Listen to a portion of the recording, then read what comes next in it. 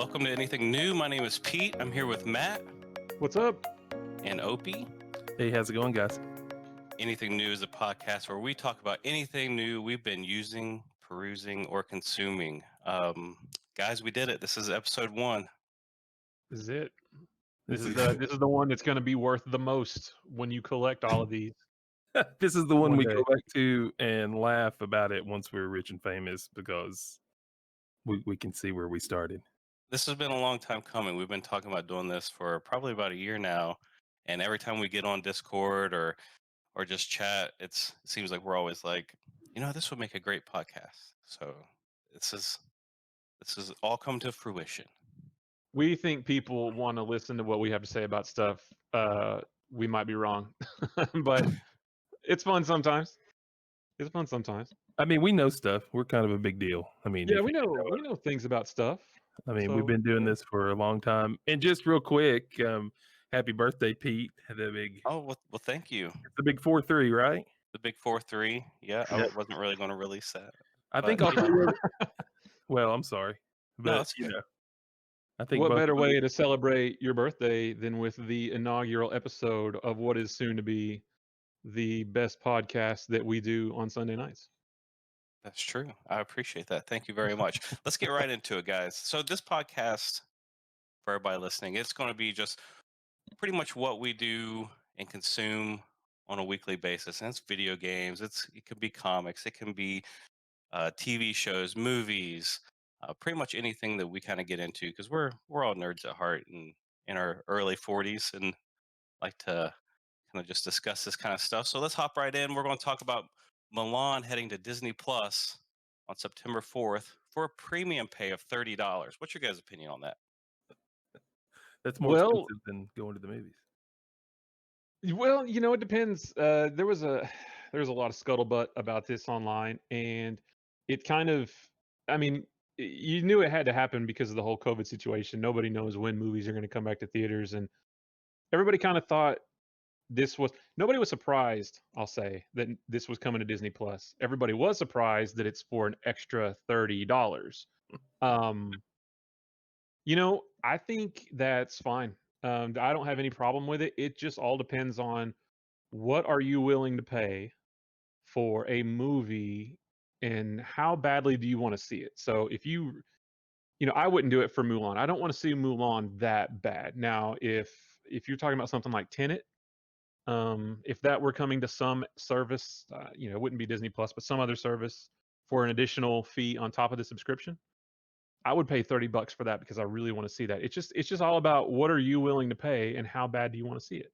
You guys, do you guys think this is going to be the measuring stick of kind of how movies are going to be going to be done in the future as far as like viewing at home? Because, we have no idea how the COVID situation is going to turn out. So, if other, movie studios are going to say, hey, Disney can do it for 30, we can do it for 30 or more. Or if it fails, people don't buy it.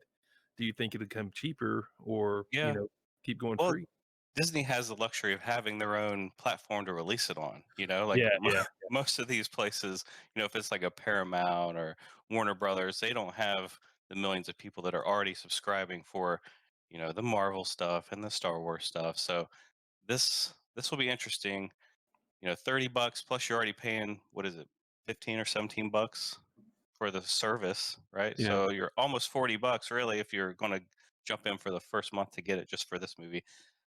I mean, it's going to be interesting. I've seen there's some backlash, like some theater owners have been upset. Have you seen that? Like I saw on Reddit where once this was announced, a theater owner took his Mulan cardboard, advertising and burned it on Reddit. Oh, no way. Saying that this is going to hurt them. Because a lot of people are going to have seen it by the time it's eventually released in the theater. Yeah, it's going to really hurt them because some of the movies, like in the early COVID situation, like the one we watched at your house, Pete, the new Tom Hanks movie, was that a purchase? Did we have to pay for that on Nope. But it was on Apple TV where we watched it, correct? Right. So they bought that. Like they paid so much money to be able to release that on their app before it was eventually released everywhere else. So they they kind of paid a premium to the production company for that. So But I it's could like see, yeah, I could see theater owners getting upset if it's starting to trend toward this, where studios are going to give it to the public without having to go to the movies themselves. But I could see them giving it a pass early in the COVID situation, where we just we're trying to figure this thing out, and we're just trying to give people relief because the movies are being released and people want to see them, but they're eventually going to start coming back to the movies. right, absolutely. Yeah, I think we were always heading in this direction with movies. I think COVID, I mean, what I mean is, I think we were always going to arrive at a place where movies would be released at home for a premium price, as well as, or instead of, in the theater. But I always assumed we were still years away from that, and the COVID situation has moved that timetable up exponentially. So, uh, I It's just go- it's going to be shoot, interesting. I forgot where I was going with that. But there was a lot of chatter on, like, I saw a lot of people on Twitter complaining about it. People saying, why would I pay $30 for a movie that I wouldn't have paid to go see in theaters anyway? Right, And my response is, that's not an argument, because you wouldn't have paid either way. So why do you care? If you wouldn't have paid for it at the movies, E- why do you care that it's paying at home? Right. But exactly. but I think this could be sort of a this could be a good test to see if this works. We might see more movies start doing it, even if there's not a deadly pandemic outside, or it might backfire. And I mean, but they can't. Movies like this can't be released for quote unquote free on every platform. Disney can't go releasing all their Right. movies on Disney Plus for no charge, because they would start losing money hand over fist, especially Disney with the parks not being open and stuff. Like, they're not making a Yeah. lot of, comparatively speaking to what they were doing, they're not making a lot of money right now. So I mean, it's Yeah. fine. I like I said, I wouldn't pay $30 for it, because I just don't want to see it that badly. But I'm not upset with their decision to do it, because they're just sitting on a movie right now, and that nobody gets to see. So they might as well do it this way, and see how it goes. But I'm more interested to see what happens with it, rather than, I like I said, I don't want to pay for it, but I'm interested to see how many people do. And there's outstanding questions too, like, when you pay $30, how many times can you watch it? Is it an Amazon rental thing? Like, once you rent it, you have 30 days to watch it. Once you start it, you have 48 hours to watch as many times as you want. Um, because when you think about going to the movies, you have to pay every time. So do you Right. have to pay $30 every time to view it? Depending on how many people go, refreshments, that's still cheaper than movie theater prices. I mean, I don't think it's a big deal. I think it's fine, and I would pay this much for some movies, depending on what they are. Black Widow, if it went this route, absolutely, I would drop $30 right then, the minute it hit, to watch that. So just depends on what you want to see. Yep. Well, now that we kind of talked about how people are going to view it, what's the buzz about the movie itself? I mean, the trailer was a pretty unbelievable. I never saw the animated Mulan. Did you guys watch? What?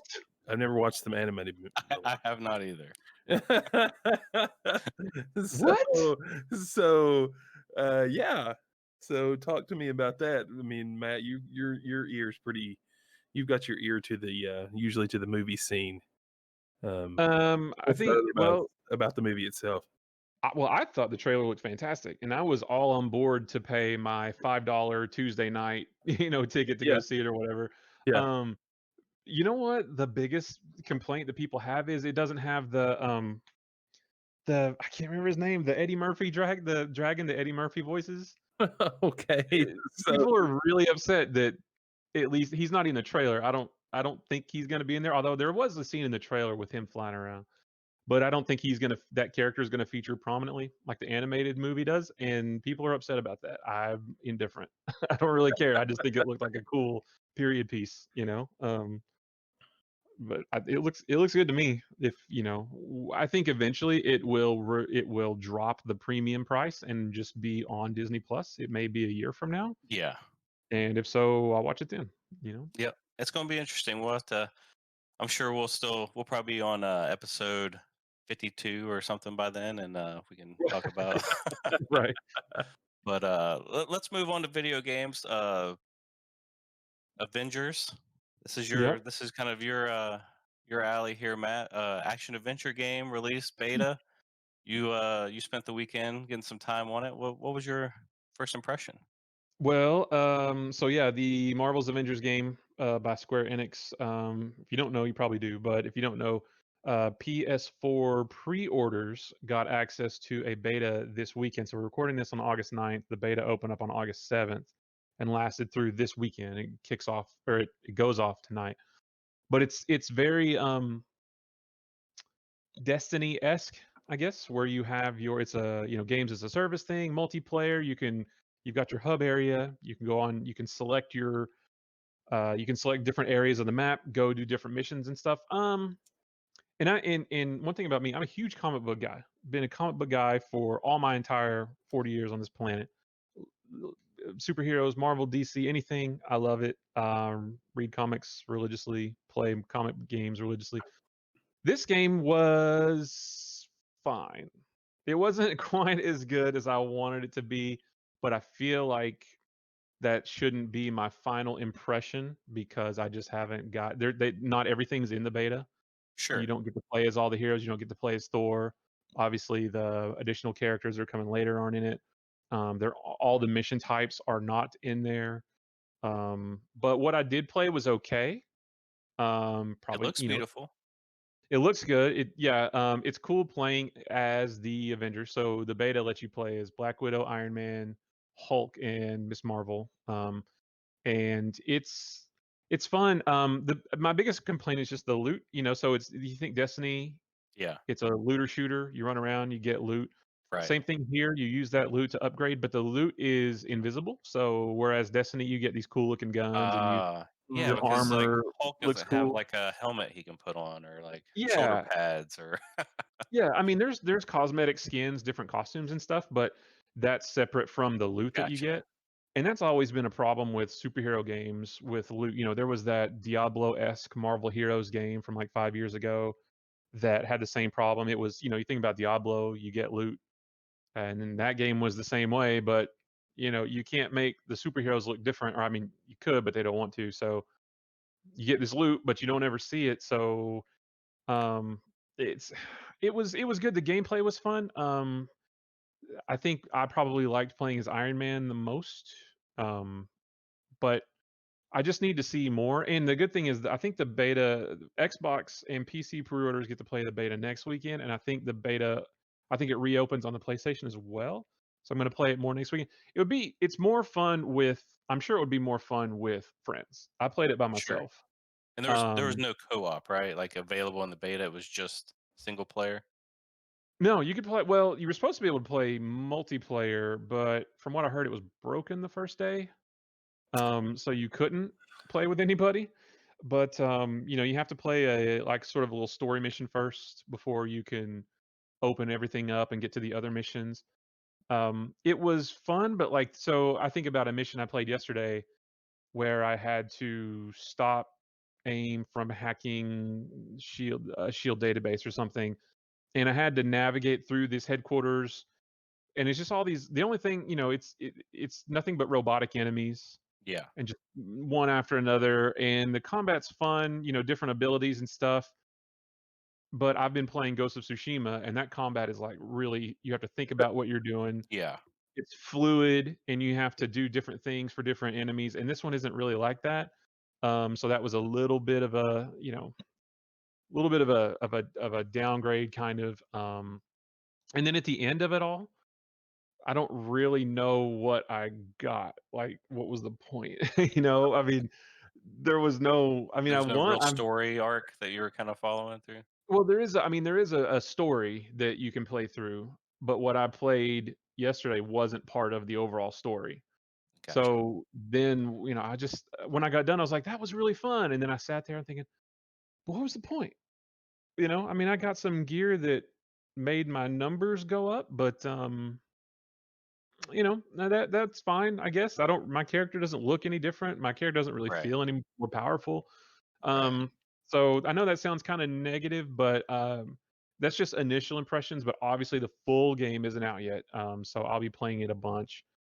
trying to hook up with some friends to play.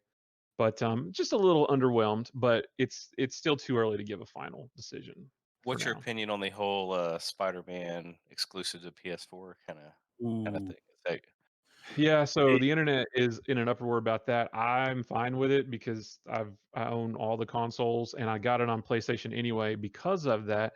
But to me, it makes sense because Sony pretty much owns Spider-Man. Uh, they own Insomniac, who made the Spider-Man PS4 game, which is my favorite game of all time. They own the movie rights, so it just kind of made sense. Um, yeah, I don't have a problem with it. But I understand that people do because there's a lot of people that don't own a well, PlayStation, or sure. Yeah, I a mean, lot of if people. you had the affinity you do for Spider-Man, but you only had an Xbox, you'd be a little upset, I think. Sure. Yeah, so I do understand. Yeah, so I'm empathetic to those folks who want to play Spider-Man but only have an Xbox or only have a PC. I get it, but it just doesn't. It's hard for me to weigh in because it doesn't. I've got it on PlayStation, so I mean, Right.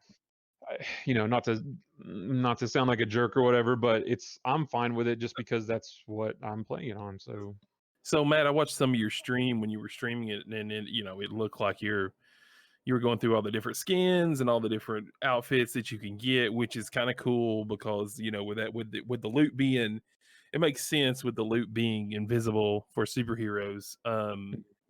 It's going to make it that much more important to change your skins or microtransaction, whatever you're going to do to get the right outfits you want. I mean, they can have 100 different Iron Man versions of his armor. I mean, Hulk, there's Gray Hulk, there's Red Hulk, there's, but they're not the same. Red Hulk and Gray Hulk's not the same guy. But anyway, you know what I'm saying, mhm. to customize your character. But when I was watching, did you were talking about the multiplayer, and you kind of were explaining this game to me like it was like, Destiny, where you kind of start off in a central hub, but you go out to different, missions, different planets, so on and so forth.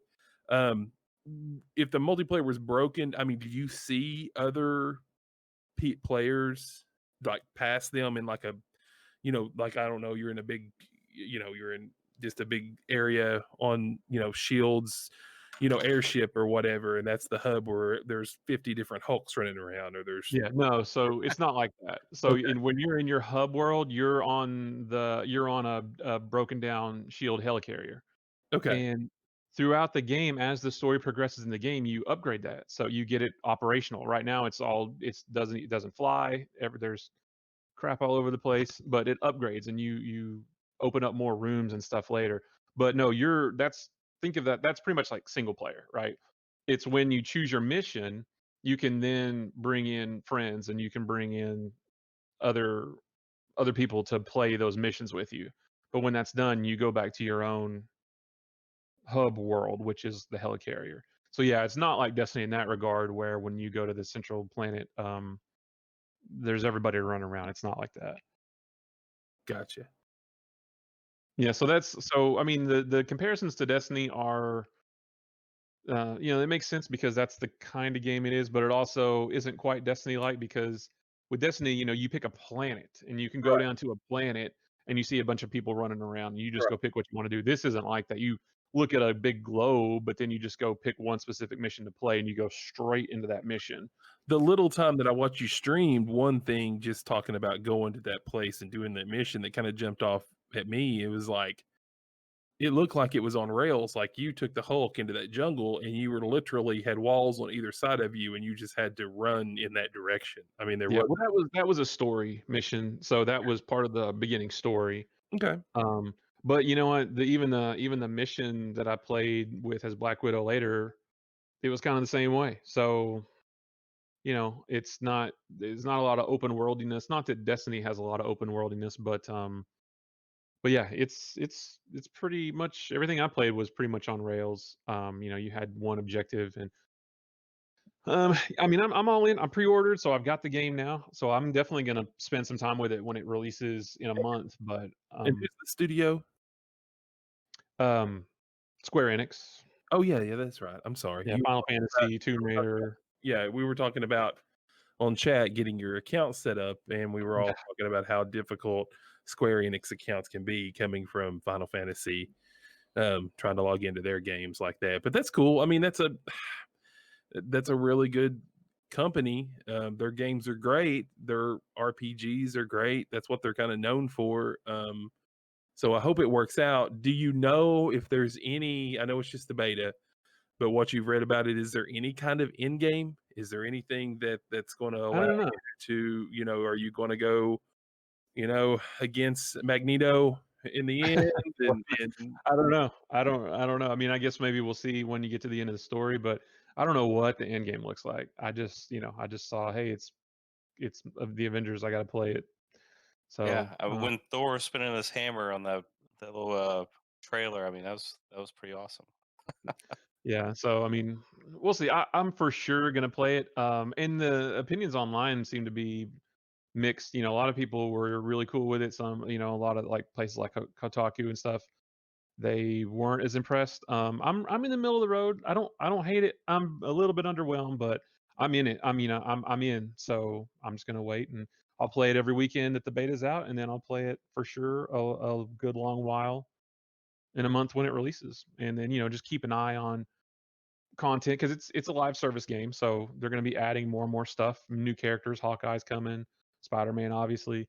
So I'll definitely keep an eye on it. It could be, it might be a thing like No Man's Sky, where that's sort of the benchmark for games that aren't super great at launch, and then after a Hmm. while they become awesome. So I'm hoping it's one of those situations. Could be. Let's stick with video game news and talk about the new Venn 24-hour network. Have you guys had any chance to tune in and check out any of the programming? I have watched some. And it was pretty good. I mean, I like the idea of it. I hope I hope something like this succeeds because I used to watch G4 all the time. It didn't matter what was on G4. Like back in the old days, I remember Opie was at my house in like 2002 or 2003, and we found it like way down in the bottom channel. yep. And I was like, oh yeah, I've passed that channel before, but I didn't know what it was, so I've never clicked it. And we went over to it, and there was a bunch of video game stuff, and we sat on the couch all day and just watched it. And Opie said, "I can't believe you didn't know you had this channel." And it didn't matter what, this was, like I said, 2002, 2003, nothing, streaming wasn't a thing, YouTube wasn't a thing. Right. So we would take any video game stuff we could get. And I liked that. And, G4 went away and I was really sad. Um, so I like the idea of this. I don't know how well they're executing some of these shows or how much I would watch some of these shows, but I like the idea of there being gaming content on all the time that isn't just people streaming video games. So not that that's bad, but I like the idea that there's something else to watch.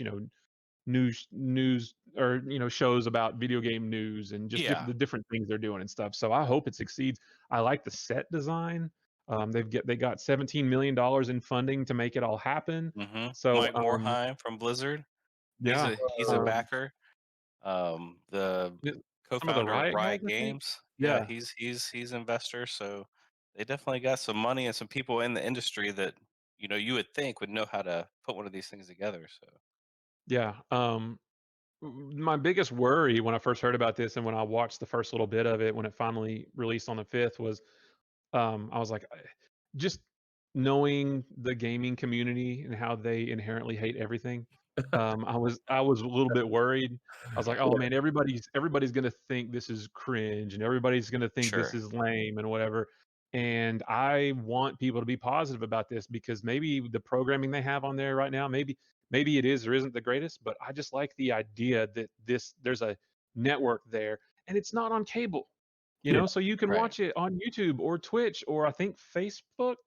Um, so I like that it's there, and I hope that they stay around long enough to get some really good content and more content because the biggest thing is like they're rerunning a lot of stuff because they Sure. don't have a lot out there yet, but Right. it's only been on the air for 4 days. So I mean I'm in. I click over to it every day on YouTube just to see what it is that they're showing, and I'm very very interested to see where they go. Yeah, it would definitely make good for a channel like this to have a space where we can always go to, and I don't know, all the award shows that we like to watch, we don't have to bounce around and watch them. All the, the reveals, the Yeah. events, could come, they could show that stuff on there. It, people are a little skeptical about the cringe factor because, you know, nerd culture, geek culture, whatever, its popularity just boomed, and playing games, it's mainstream, I guess. And when you make something mainstream, a lot of people are going to hate on it because, hardcore gamers or gamers in general were acting and doing and talking about this stuff that they put on there, and now we're putting it out, to make it even more mainstream, and people Right. naturally, hate on that stuff. But we'll see how it goes. Yeah, I hope it's not I hope it's not like any of the other football leagues they tried to start. Those things crash and burn. Hey, The Rock might jump in and Yeah, buy. They buy 'em, right. I just Yeah, don't know. I mean, you never know what's going to take off in this age. I mean, the crappiest stuff takes off. yeah. I mean, the viral factor is so huge in the world today, and especially now that we're all shut in. It's just, getting people to sit still for 15, 20 minutes or dedicate their time to watching shows. You got to have something there. And like anything else, they got to bring the new content. I mean, we at a click of a mouse can get content before they can. Why we need to watch, you guys read from the cue card or whatever. They need to. It's going to take some creativity, and it's going to have some interesting things need to be on there. I mean, one thing that about when we found G4 at Matt's one time, I think they were showing reruns of the old video game, the old arcade Oh yeah, Yeah. the retro game arcade show. game show, Yeah, on that was Nickelodeon. incredible. Used to be on Nickelodeon, was it? Yeah, I love that show. Yeah. Oh, yeah. And they were They, showing that. We're like, I remember this, and we started watching it, and then it was like Mhm. competitive Dig Dug. yeah, and yeah, that was esports before Yeah, Right. right. esports. That's right, kids. I need that. That was I need to esports. make, I need to make that meme like where you used to stand up at an arcade and everybody was around you watching the guy play the arcade game, and that was my Twitch growing up. It was Right. people just standing around the arcade, when you were at the arcade. But anyway, so yeah, I'm definitely going to check it out. Any of that content, anything new, I'm down. I hope it takes off. I haven't watched any of it yet though. When I first, they were showing the release of it coming this past week, and I thought for sure that we were gonna see a big reveal video of Doctor Disrespect having maybe like his own little prime time stream show that was gonna be on this new network. But it didn't happen, and then he's actually now on YouTube. So, what's your guys' thoughts on the two-time coming to YouTube? He's I, at I I tell you what, he's at the top of the mountain, but he's only halfway up. I mean, It's fine. It's the doc. He's gonna succeed anywhere. Whether it's on it was on Twitch, now it's on YouTube, and it doesn't seem like it's gonna be that big of a difference. You know? it looks exactly the same. I mean, it's he like, gosh, who can I compare him to? And Matt, you and I were talking about this off the air about, he's like, let's just compare like to, in the mid '90s, like when explicit lyrics things came out on CDs, or like Yeah. NWA would drop a song, or Two Live Crew would drop an album, and everybody was against it, and then they banned it, and then it made it that much more popular. Like anything in the Right. society that the kids, that the parents, or the people, or the Big Brother doesn't want you to watch or wants to try to ban you from, just makes it that much stronger. And he's done, not by his own, I guess by his own doing, but the couple of times I was going back through his streaming career, he started making videos on YouTube. He's a first person shooter guy. He's a really good FIFA player too. Did you guys know that at all? Did you know that No. little hot tip? He's a wildly good FIFA player. Like when you ever hear him scream "roll," like when he Yeah. does his streams, he used to play with one of the Spanish giant teams, Real Madrid, and one of their main players, his name, it was a Brazilian. His name was just Raul. He was the one name, and that's when he was streaming FIFA. He would constantly yell that, and it became a thing. But anyway, but from him, you know, getting banned when PUBG was big, because he shot a teammate because there wasn't enough room on the motorcycle. Do you remember that, Pete? Oh yeah, that was And awesome. so they banned him. It's like Doc can't play, the biggest shooter that's out right now. So everybody's like, "Whoa, what'd he do?" And that just built the buzz up as being the bad boy. He's the bad boy of streaming, and like, it's such a huge personality because you know he like all these streamers I guess know each other behind the scenes, and like Ninja and Shroud and Tim the Tap Man, and they all play together, and I guess they know Doc, the guy behind Dr. Disrespect, but when he's in character and these other guys, the production value, there's really not a character to them. It's just it's one of the best streams you can watch for, it's one of the only streams I've seriously considered subbing to. I just can't find anybody else that I would give, Yeah. money to, other than this guy I used to watch is on Nerd Punch. He was a pretty hot streamer. Well, I mean, I stream, so you could just sub to me. But yeah, so after the ban from that, he went to TwitchCon and was, the notorious filming in the bathroom when he went into the bathroom, and he got Yeah. banned from Twitch, and we were coming back from HooperCon that year, which we'll probably explain to you guys about HooperCon and all the stuff we do together in real life later. But we were driving back, Matt and I were, and we pulled it up on my phone, luckily, and started streaming his comeback. Watched it right there, as he came back, and it's just so dramatic, and just I just keep thinking, like, how, if I was him, how would you just keep it fresh, and he recorded a music video which is so cheesy. His production So awesome. his production of his trailers, his segues, his everything's done so well. It's just, I mean, he's sponsored at the wazoo. Who knows how much money he gets from Rocat? He's sponsored by Rocat, and he got the G Fuel. Oh yeah. And it's just, and listen, what a genius thing to do, to start your stream like 24 hours before you actually get on camera, and just have this constant looping picture of your red Lamborghini at the gas station, and people went crazy. Like, he made so much money not even being on camera, Yeah. Right. That was awesome. for that first 24 hours. And it's just, I mean, you just I mean, you just can't beat it. It's something, it's so good. I mean, I would almost like to see a rival kind of come up, like, and then let's not forget, he pulls celebrities involved. I don't even know how he got the Undertaker, the wrestler, Uh to do that little yeah. thing on there. That was awesome. But how in the world? I don't even know what that meant. What was it? What were they trying to prove? I don't even Well, understand. they were like kind of both doing like the choke slam against each other, and it was kind of like a stalemate, showing Yeah, like yeah. neither one of them could be taken down. Kind of. Wait, I heard about something, but what was it? I didn't see it. What was it? It was just like it was like him facing off against the Undertaker. Like, he had several streams where his stream started glitching out.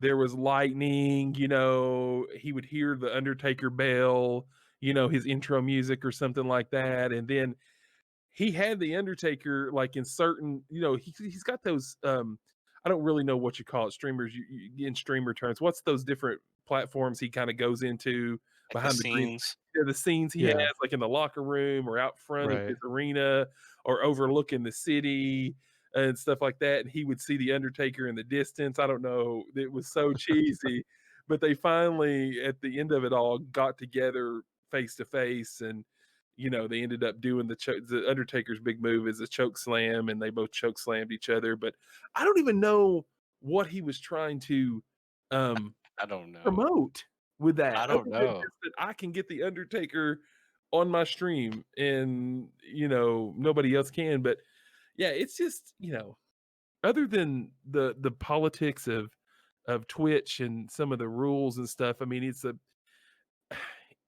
and then him not knowing why he was banned this last Yeah. time he kicked off. That's just still going to be a huge mystery. And Matt, you got your own thoughts about that, because kind of the back workings of how Twitch works Well, with people. I just don't believe him when he says he doesn't know. I think he has to have some idea at the very least. So I don't really buy that much. But what's interesting is when the big thing when Ninja went to Mixer, RIP Mixer, But when he went there, he's a huge streamer. His viewers didn't really not all of his viewers seem to follow him to Mixer, because his numbers were way down. Still, exponentially huge, but not as much as on Twitch. So obviously, a lot of his followers didn't follow him to Mixer. I don't think the doc is going to have the same problem though, because I mean, like, what was it, like 500,000 people were watching him on YouTube Yes. before he was even streaming? So Yes. I think that he'll be every bit as fine on YouTube as he was on Twitch, viewership wise. He's just that entertaining. He's just that much fun to watch. I mean, like I said, I would rather just watch highlights of him doing silly stuff than actually watch him just It's streaming is play good. the game. Yeah, I mean, I don't want to watch him play Call of Duty all day long, but I do want to see all the fun things he does in between, Yep. because it's just that entertaining.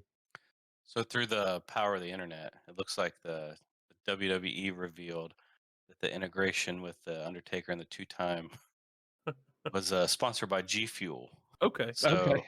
WWE must have some sort of partnership with G Fuel. They maybe some other wrestlers have drink deals, but it's crazy because Undertaker's a big dude, and when Doctor Disrespect's standing there, they're like nose to nose.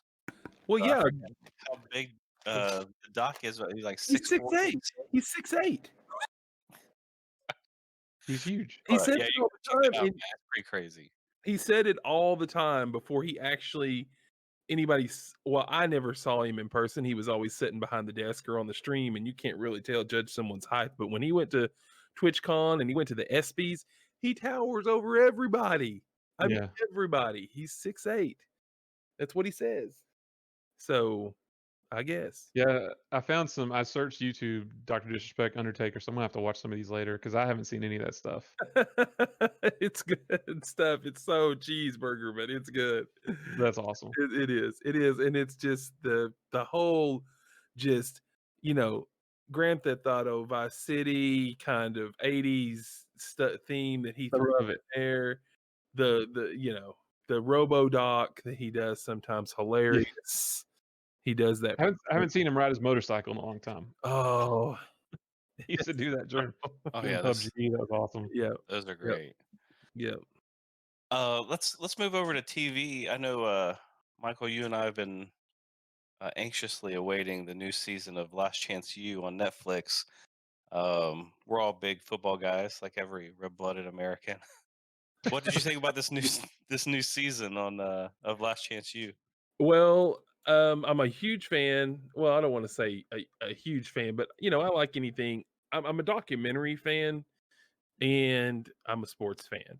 So sports documentaries and music documentaries are right up there. Things that I like. And Last Chance U is, if no one else knows that's listening, is a documentary that Netflix has been doing, where they go to these community colleges and community college. From where we live, not a lot of community colleges around us have sports programs. Like we would think of community colleges as 2-year colleges. You go somewhere close, like Matt, you would know Roan State, and down there, and places up here, like James, it would be Somerset Community College here.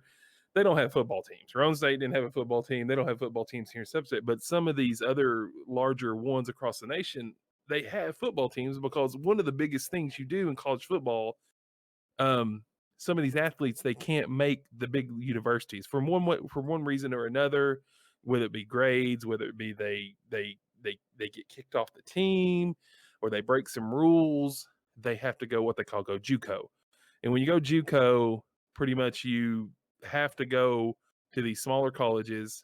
And you say they're smaller colleges, but some of these colleges that are the top tier community colleges have some big time budgets. Like they put their eggs into the football basket, and they have some of the best uniforms, some of the best equipment. I mean, some of the best locker rooms that you could say. So it's not always bad, but Netflix had started going to these different colleges, and they started the first couple of seasons. They were to East Mississippi Community College, which they're a powerhouse community college in Mississippi, where they follow this coach around, and they basically follow the kids around, and you get to see firsthand how these kids, like, where they come from. They really follow the kids' background, and they put a lot of emphasis on their family life. They focus a lot on the administration at the college, whether it be the guidance counselor who tries to tell the kid to go buy notebooks for his next class, and he comes out of the bookstore with a new set of headphones instead of, Yeah. That whatever. was classic. That was you always see the struggle between administration and education side of college and the athletic side of college, because you're just trying to help these kids just scrape by, just make grades. I mean, one of the biggest sayings, if you're an athlete in college, is, what do you major in? Well, I major in eligibility. It's like, I'm playing sports, keep me eligible, type of thing. Hmm. So there's a lot of drama that goes on. I mean, some of these coaches are bigger than life. The first two coaches that in the first 4 seasons were kind of big alpha male, self-centered kind of coaches. I mean, they were big personalities. The first coach, Buddy, I can't remember his last name. I'd have to look it up. He won several national championships down there. He pretty much just, it was his way or the highway. Sometimes he treated the kids like crap. Sometimes, it was, he had good relationships. The second coach was, just he's a white guy. He was raised in Compton, California, played football in Compton, was a quarterback, and ended up just becoming a coach. And it was like a, It was a a Dr. train wreck. Yeah, it was a Dr. Dre album. The way he talked to the kids, Yeah. but his way of talking to the kids, he says that's the kind of kids he deal with. That's what they relate to. You can say say Yeah. the F word, that sort of thing to kids, and it ended up blowing up in his face. That was a college in Indiana. That was Independence, Indiana. But this last one that I just finished was Oakland, um, in Oakland, California, and the coach had been in the community for years, for 40 years. He had chances to take bigger jobs, but he coached high school. He was a renowned high school coach there in Oakland. Um, and then he got the job to coach the community college there, which the best thing that I liked about this is it wasn't all about the coach. The coach was he's a family guy. He seemed to generally love his kids and care about the community. But it really focused on a couple of kids, and they put a lot more on their life as they came through. Now, no spoilers, but the team didn't do as well as you would think. For Netflix wants to go there and they want them to win the national championship, and it be just a made-for-TV type of documentary. But the series is really good, and I was just glad to see that it focused a lot on the kids, and I enjoyed the coach. He seems like he was really genuine, and I was really surprised. One thing I took away from it, I didn't realize how much Oakland was changing. Did you get that out of it, James? Oh, Or absolutely. And that yeah, was really interesting. Just like the dynamic of like San Francisco in and Nashville, Oakland, yeah, and the gentrification of like the tech giants that have moved to Oakland, yeah, and like housing is just so expensive that people just working, normal middle class jobs can't even afford, to own a house now in Oakland, and they're getting pushed out. People are getting pushed out from San Francisco into Oakland. The people that were in Oakland are getting pushed out into Stockton. So it's kind of like you just see that movement. It's a really good show. I like you said, I thought that it focused more on the kids since the season wasn't as great, as far as the wins and losses, but the the kids that they did focus on, it was a good story. The one kid who was living in his car. I mean, it's just you see the yeah. struggle, and I thought it was really good. Usually Even at if the you're not a football fan, you should probably check it out.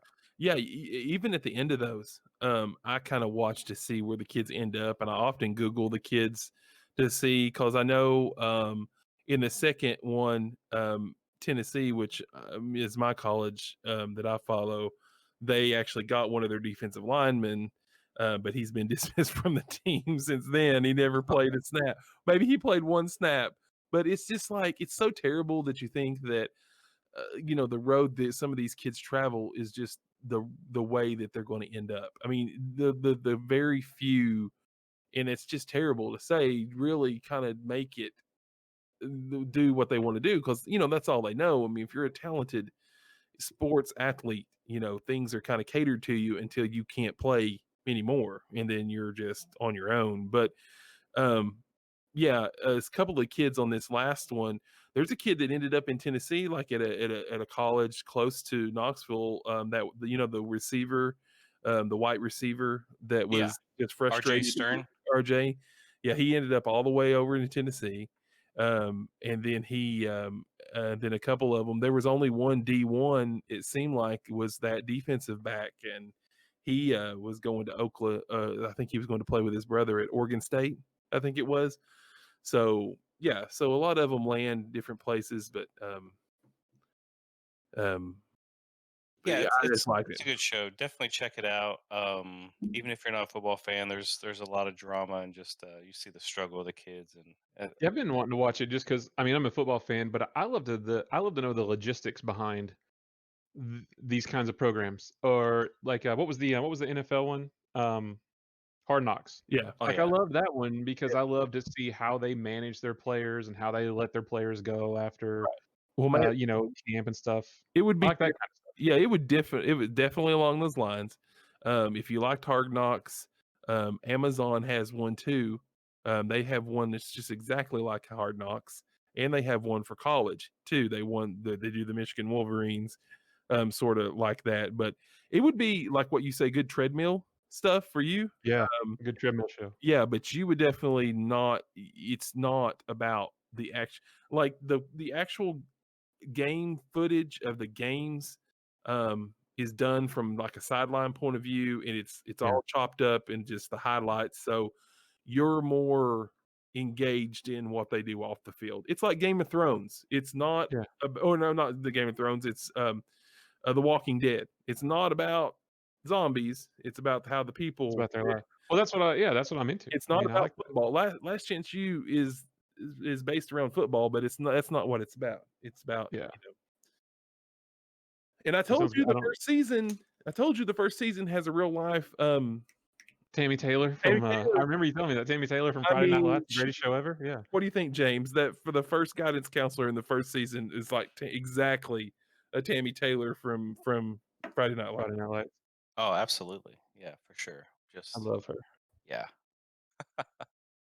Hey, we're one last little segment that we're going to try and do each week is a lot of us like to collect things. I know Opie and I and Matt we um we collect vintage retro video games and kind of travel around to different little spots in our little hometowns on Facebook Marketplace and pick up games. We want to kind of save a segment every once in a while to kind of talk about those pickups. So Opie, did you pick anything up recently that you wanted to share? Yeah, well, I dabble in this. It's something that I like to do. I like to stop in. I follow the hobby a little bit. Like we are all you know, grew up with an NES, and then our game systems have always been in our houses, ever since we're kids of the 80s. I mean, we kind of told our age at the beginning of the podcast, Yeah, but we grew up on, you know, cartridge games, no internet, talking on the phone, listening to CDs, that sort of stuff. And I'm kind of nostalgic for a lot of that. I'm nostalgic for action figures. I'm nostalgic for anything 80s and 90s. Like I pick up, mugs and plushies and anything that comes from that era. I like to grab because I stick my head in, not to my wife's liking, but I stick my head into Goodwill about every day. I pass one as I go home. Um, in any kind of little thrift store or getting, peddlers mall. Some people call them antique malls. I call them peddlers mall. They're just like a little buildings with booths in there. Then the people just stock their stuff and then you pay for it up front. There's really nobody manning the booth like a traditional flea market would be. So that's kind of where I pedal around. And, if I see games, one of my rules is, unless it's something like I'm not really going and looking for a specific title, like I don't have a huge collection. So anything that I find that I don't got, I usually buy, whether it's something that I'm super interested in, but I just want to have that title. So, I don't try to pay anything over like $2, $3 a game. I really don't for used games. There's only certain ones that are worth that. And nowadays in the wild, you can't really find the retro stuff because, man, ever since, and I want to say just from following the retro boom, ever since the Nintendo re-released the mini NES, I mean, people have been going back and trying to get and collecting the retro stuff, and it's just made the price just skyrocket, and you just can't find stuff out in the wild anymore. So my collections have been focused more on just the couple of consoles back, like the PS3, the PS2, the 360, games like that. So a couple of games, I got like a stack from this week, at a yard sale for a couple of bucks a piece. I picked up for the PS3, I picked up Red Faction Armageddon. It's a game I never played before, and I'm always a big music fan, and I've always had the Guitar Heroes and the rock bands, but I never had Rocksmith, which, you remember, guys, Rocksmith was the game that you could play with a real guitar, like 6 strings. Yeah, I remember that. The whole thing. So and it can teach you how to play guitar as well. I mean, I don't have a guitar that would work for it. I think there was an adapter you had to buy to get it to your PS3 to recognize your guitar, or was there a special guitar? I don't remember. Was there a I don't guitar know. that came with it? I don't think there was. I think you actually used an adapter and plugged in your guitar, because it would use the pickups to play the game. So those are a couple of games. I stopped at a yard sale and um, picked up a Xbox 360 controller. And what made me pick it up, the controller's kind of roached, but it's got an adapter that and an extra battery pack, but the adapter makes it a wired controller. So on Huh. PC, it's always good to have a wired controller or two lying around because you can play emulated games, retro games, if you want to play them on emulators, or you can play your games, Steam games, things like that. Rocket League, I like playing with a controller. I know everybody's going to say, well, just use your Xbox One controller. Well, I have a son who games too, and you never know where the controller's going to be, that sort of thing. So I'll, I'll leave it at It's always good just to have like a bucket of controllers when you have kids, that. because you just never know. So this is a pretty unique find I found at one of my getting places, but these were called What am I getting places? one of my special. I'm not going to really, I'm going to let my secrets out where I get my stuff. Then everything will be gone when I try to go there. But these are for the PS2 or the PlayStation. Yeah, it had to be. Yeah, PS2. And these are they're called Jam Pack. And what they are, I think these were like digital magazines or digital demo discs. Like you got 9 demos. And these were a quarter. So basically you could play 9 different demos per disc, and they were complete. They come with Are they the ones that came in like PlayStation Magazine and like Xbox Magazine? They used to have every issue used to have a demo disc full of like this games one, and for example, PlayStation 2 playable demos, ATV Off-Road Fury, Cool Borders 2001, MX 2002 featuring Ricky Carmichael, Zone of Endor, Star Wars Starfighter, Red ooh, Faction, what? Kelowna, Legacy of Kain, Soul Reaver Oh, 2, and ICO. So you know, Ico. Yeah. or ICO, yeah, you'd Yeah. never know. And this was in such good condition for a quarter. I couldn't pass up 9 A demos like quarter, yeah, a that's quarter. Yeah. So I got another one too. This one's got Jack and Daxter, Oh, nice. Kinetica, Extermination, Oak Age, Shadow King, Draken, The Ancient Gates, SSS Tricky, Baldur's Gate, Dark Alliance, Dynasty Warriors 3, Final Fantasy 10, and Tony Hawk Pro Skater 3. Ooh. So yeah. You just found another one. So yeah, so I went to the same yard sale I got that controller at. I got a bunch of Assassin's Creed games. I got Assassin's Creed. I got Black You Flag. mean the first one? Yeah, this is just Assassin's Oh, Creed. nice. For the I Okay. didn't have it. This is the Walmart edition, so I don't know what's different about that one. There's probably a skin or something. This is Assassin's Creed. Yeah, I think so. It's the one where he's killing the British. It's the one where no, that's 2. 3. Assassin's Creed 3. Sorry. Okay. Assassin's Creed 1, 3, and 4, Black Flag. That's the pirate one. I got Right. a PS4 game, and this was I got this all for like $15. Rush for Blood, PS4 game, some kind of horror house horror. Horror. Horror. I was gonna say, what's that game? I just need to research it for science. PS4. I don't own a PS4. I got a buddy that was going to sell me a PS4. Don't even, but I got Fallout 4. I just had to buy all these. Oh, Yeah. I've Grand played a ton of Fallout 4. Grand Theft Auto 5, and of course she was all pricing it for me together. And Star Wars Battlefront 2, which I was glad to have because I didn't have that game, and I love the space combat in that. Yeah. Oh, yeah. It's fantastic in that one. So retro wise, I found Mortal Kombat 2 on Sega Genesis, Ooh. loose, no box, unfortunately, and I found NBA Jams with the box. For Sega Genesis, but I didn't. I already had NBA Jam, so I'll have a duplicate, but I didn't have the box. How much you get for that? It was Genesis. NBA Jam. $5 in the box. Yeah. Box and stuff. Nice. I love the So Genesis boxes. I don't know why. I was a huge Genesis guy whenever I was young. yeah, I'm trying to look for them. They just look good on a shelf, and it's good to have. So some more pickups for the 360. I got Lego Marvel Superheroes. Didn't have it. Nice. Avatar. Those Lego games are fun, man. Yeah, I the love 'em. Avatar the game. Need for Speed Hot Pursuit. And for the Wii, WWE 12. And let's see, what do I got in here? Oh, and at my Getting Place, I found for the DS the Golden Compass, and this was sealed. It had never been opened. So Nice. that was like $3.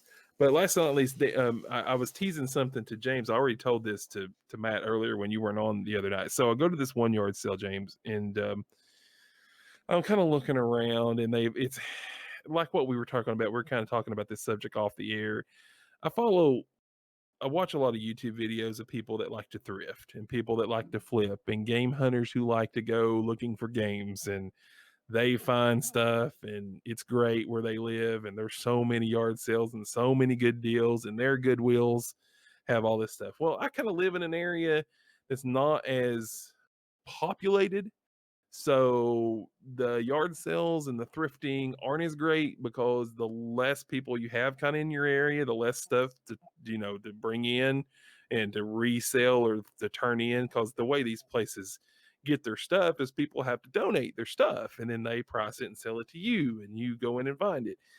Well, so so where I work, it's even less. It's a smaller area where I work, so I try to, if I see a yard sale, I try to stop in, and it's usually not great. So they're usually stuff that's just scattered everywhere. There's really half the stuff's rarely ever priced. You have to hunt somebody down to find something. But so I'm looking around this yard sale, and I find this. I look and I see immediately that it's a PSP case. It's the original PSP case, James. That's got it's the zip one. It's got the gray on the outside and the PSP badge on the outside and the little clip that hangs off of it. Do you know which one I'm talking about? I have the same exact one. Yeah. So It almost looks like V's in gray or something. yeah, exactly. On the Same one. outside. And I have one of these, but heck, if you don't see this PSP stuff ever. So I'm like, okay, that's cool. So that must mean usually you can go to these places, and if there's kids running around, normally they may have a DS or they're going to have something Nintendo related, just because that's just the nature of the beast. Now, who knows what it's going to be? It's usually the same games. What kind of shape it's going to be in, nobody knows. So I pick up this PSP case, and I see a disc, and I know it's a GameCube disc. So I know there's a GameCube game in there. and I see 2 UMD discs. I see 2 games for the PSP. So one of the Mhm. games is Grand Theft Auto Vice City for the PSP, and then the other Oh, one the is stories, Vice City Stories? yeah, Vice City Stories, and then the other one is Jackass the movie. Ah, So I got those 2. So I pick it up and I flip over the GameCube game, and it's Mario Party 7.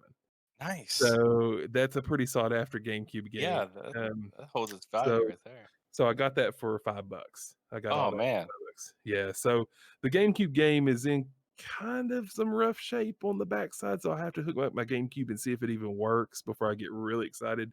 But it trends on eBay for like $40. So, Oh, wow. yeah, Mario Party is pretty sought after. So that's what I hauled in today. I'm glad I bored you guys to death. That's Well, great. geez, that is better than what I hauled in this past week, because I hauled Pete in found a copy of 0. the original Super Mario Brothers for NES. Wow. Graded 9.5. No, I've just kind of ramped up my collecting just in the past few months. Just talking with Michael, you know how it is, like your friend gets into something, you guys talk about it, then it kind of pseudo makes you get into something. But there was a lot of Oh my gosh. systems Yeah. that had kind of skipped growing up. Like I was saying, how I was a big Genesis kid, so I didn't have a Super Nintendo. Like I can remember like my mom being like, "We can have I was a one." Genesis kid. Yeah, so I didn't have a Super Nintendo. I had the Genesis. Yep. So like And I feel like I love the Genesis. I loved it growing up and I still love it now, but I do feel like I missed out on quite a few games Oh, yeah. growing up. absolutely Yes. like RPGs especially. Yeah. As much as I loved RPGs on the NES, like I was a Dragon Warrior guy, and I was telling this to Pete the other day too. Like we've talked pretty much every night, and I was like, this is podcast material when we start talking about stuff. Like, I was talking to him about it was funny. Our buddy Dan was streaming some Dragon Quest stuff, and Dragon Quest is huge in Japan. And Dragon Quest was the game that was modded over for the NES and became Dragon Warrior, which is a beloved series. It was my first RPG, and it got me in love with RPGs mhm, for the NES. But like when I went as I was growing up, and I kind of watched some YouTube videos on kind of how the Genesis and the NES were like neck and neck during the console wars of that time, and like how the Genesis was kind of looked at upon as being the kind of the older, more mature kind of console. The sports titles were really great, which that was early 90s. That was like, when the Genesis and the Super NES came out, that was our 8th grade freshman year. Right around there. It was 91, 92, right in there. So am I right? I mean, is that about when you remember getting your Genesis? In in there. I mean, I'm a couple years younger than you, but yeah, I mean, Well, it's somewhere in there. Yeah. yeah, I mean, you're right about the more mature, because the Genesis, the Mortal Kombat had blood. Yeah. yeah, Mhm. The Super yes. And Nintendo did. They didn't want blood on there. So but when you go back and look at the RPGs of the SNES, the Super NES, and the Genesis, there's no comparison. There's like the Sega did not have any RPGs hardly. They had just a handful, and where the Super NES had, they had the Chrono Triggers, they had the mhm. home what's it called? I'm sorry, Homeworld, or I'm sorry, what's the big one? Shoot, On which platform? Super Nintendo, the one that everybody wants, Earthbound? Earthbound, Homeworld, Homebound. Homeward, Home Homeward. Wait, I'm looking on it's on the SNES Classic, I think. Yes, Yeah, it's yes. Well, I've got it. I've got it on a um Earthbound, yeah. Earthbound on the Earthbound. emulator. Yeah, it's huge. I mean, the collector wise. And then you got the Final Fantasies, then you got your Zeldas and all that stuff. And you even had Super Mario RPG on the Super Nintendo. Oh, yeah. There was a Super Mario Brothers RPG. It's just but on the Sega, we played sports titles. We played Yeah. Mortal Kombat. I had, which is one of the most sought after games I had, was the Splatterhouse game, where you have this Jason like character. Even have a hockey mask on, Yeah, I remember that. and it's a side scroller beat 'em up, or not a beat 'em up, but a platformer, and it was blood, guts, and gore. You had titles like I showed that I picked up at Pit Fighter, all that kind of stuff on the Sega. I mean, Sonic was their cute mascot, but he kind of had an edge to him. He wasn't as cute as Right. Mario was, but that's kind of the way. But they were neck and neck, and that's Oh the yeah. route that I went as far as consoles go. And I didn't have a Super Nintendo. I didn't even have an N64. I went from Sega, and then I went into Sega Genesis or Sega CD, and then eventually, PlayStation. So I left the NES path a long time ago. Did you ever play there was an RPG, so I played Dragon Warrior and loved it on Nintendo. Uh but I can remember like my friend bringing over a game for Sega Genesis called Sword of Vermilion. Did Mm, you ever play that? It was like it was an RPG for the Sega Genesis, and it was like I just couldn't get into it at the time, but like now that I was watching a YouTuber and he was talking about some rare finds, and all he did was show the box art for Sword of Vermilion, and it was just like it brought back all these memories that I hadn't even thought about that game. yeah. Does that ever happen to you? Like you'll see Oh, yeah. something or like a screenshot, and you're like, and you instantly know like what Yeah. game it was, Yeah. and Oh, you yeah. remember playing it. Yeah. But man, just so many good memories with those old systems. Oh, good Yeah. times. Oh, yeah. I mean, going to the video store and renting a game, and you have no idea what it is, but you just flip the box over and say, "Ah, this looks good enough for the weekend," and taking it home, playing all weekend. Oh man, Yeah, video game rental memories. stores. Yeah. Uh, Probably not going to be around very much longer. Well, they're not. There's They're there, not now, right? well, there was one still in Opie's town. There's Yeah. They still have one here. Really? Yep. No way. Well, it's a movie rental store. I don't know how much video games they got. I've been meaning to kind of poke my head in there, as consoles trend out, like the Xbox One's trending out. They, Pete in his area, you went to a liquidation Yeah, sale, didn't you? Not too long ago. they had listed. I was like, my eyeballs got like just huge. I was click the little Facebook Marketplace, do my little thing that I usually do, like little keywords. All of a sudden, this like you'll find the really good finds when they're like either mislabeled or it's a really crappy photo, so people don't take the time to actually tap on it and read the description. So it was like this, like the back of a box you couldn't even make out, and I just tapped on it and started reading the description. It was like a family video store going out of business. All the games are $5. And Ooh. I was like, okay. And it was for that day. Like it said, opening today, going out of business, blah, blah, blah. So I was like, I called or texted Opie and I'm like, dude, I'm going to go check out this this video store. This might be a legendary haul.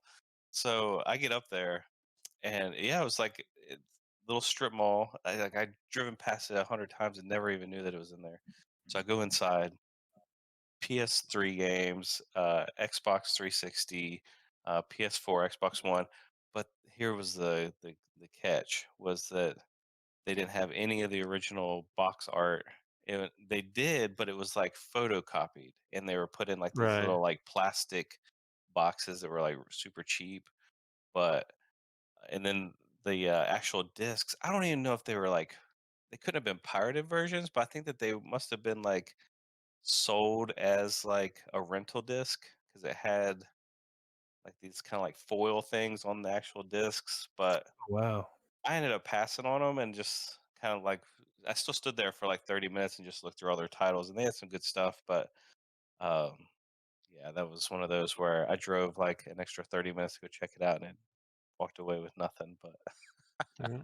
that's not You one win of some, my you lose getting some. spots, like or whatever. You're getting spots. I gotta find me a getting spot. Yeah, it's fun. I really enjoy collecting the old stuff. I'm trying to focus on the cheap stuff right now. 'Cause Yeah. it's like it seems like PS2 and Xbox 360 games, you can pick those up. You know, like I found like 40 of them, like where a guy will just sell a lot of of 360 games for like $40. So you're getting them for like a dollar, sometimes $2 a game. And even if I have three or four of them in there, it's still you know in the box with the manual, that's a smoking deal, and you can just kind of Yeah. grow your collection that way. But Yep. it just Nothing seems wrong like with there's that. a ton of sports games. So if you're listening and you have any games that you're wanting to get rid of, shout Yeah, us out. we are going to set up a Discord. So hopefully, as this tiny little community grows, we'll have a place to chat. Maybe you guys can give us feedback on what you like to collect, and or even trade. We can set up some sort of little thing because I have a bunch of duplicates. I know Opie does too. So when we get together, we always kind of like to trade and uh, get rid of stuff that we have dupes of. But you guys have anything else to add before we wrap up this first episode? No, it's No, it fun. was fun. It was fun. I Yep. enjoyed it. We're gonna do more every week. Yeah, we're gonna try. We'll try and record on the weekends and get it released first thing during the week. Still running through all the details, but I think we're gonna wrap it up for episode 1. It was fun. I enjoyed it. You guys have a good time? Yeah, absolutely. I hope you guys had a good time listening. Opie, anything you want to add before we go? Nothing much. Everybody be safe out there. Be kind to each other. I know it's crazy. If you're shut in, look at video games, find something to watch. Let us know about it. Like usually, hopefully, pretty soon we can communicate with like a community. That's kind of what we're shooting for, and we're We do have an email, right? yep. Anything new podcast at Yeah, gmail.com. yeah, we have an email. We have a Instagram. We're going to get a Facebook page set up. We're just working on our chemistry together and trying to see how this recording stuff goes and the behind the scenes logistics of the just getting the actual voice to tape, and then we'll go from there and don't want to put too much out there, and that's not even be able to get this out to anybody that can hear it, but Right. we'll work on that social media wise as soon as we know this is a success. Yeah, our social media director will get on that. I'll let him know. I'll send him an email. Yep. All There you right, go. we'll catch you guys for episode 2 next time. Talk to you later. See you guys. Later.